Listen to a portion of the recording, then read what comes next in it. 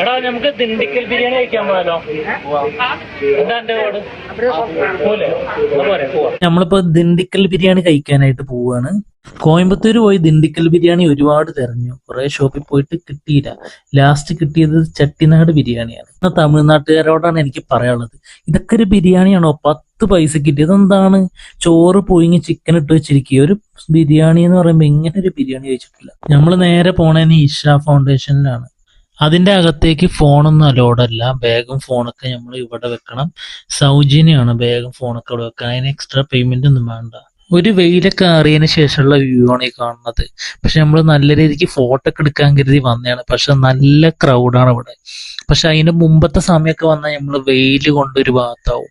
അപ്പൊ വെയിലാറുമ്പോൾ നല്ല ക്രൗഡ് ഉണ്ട്. ഫോട്ടോ ഒക്കെ എടുക്കാൻ കരുതി വരുന്നവർക്ക് അതിന് നല്ലൊരു ചാൻസ് ഇല്ല എന്തായാലും. അപ്പൊ എങ്ങനെയെങ്കിലും അഡ്ജസ്റ്റ് ചെയ്ത് പോവുക. അതാണ് ട്രെയിനിലെ തിരക്ക്. തിരിച്ചു പോകുമ്പോൾ നമ്മൾ അൺഎക്സ്പെക്റ്റഡ് ആയിട്ടാണ് നമ്മൾ ട്രെയിനിൽ കയറിയത്. ജനറൽ കോച്ചിൽ പോയത് കൊണ്ട് ഒടുക്കത്തെ തിരക്ക്, ഒടുക്കത്തെ തിരക്ക്. ഇതിന്റെ മുമ്പ് പോണ ട്രെയിൻ മിസ്സായി.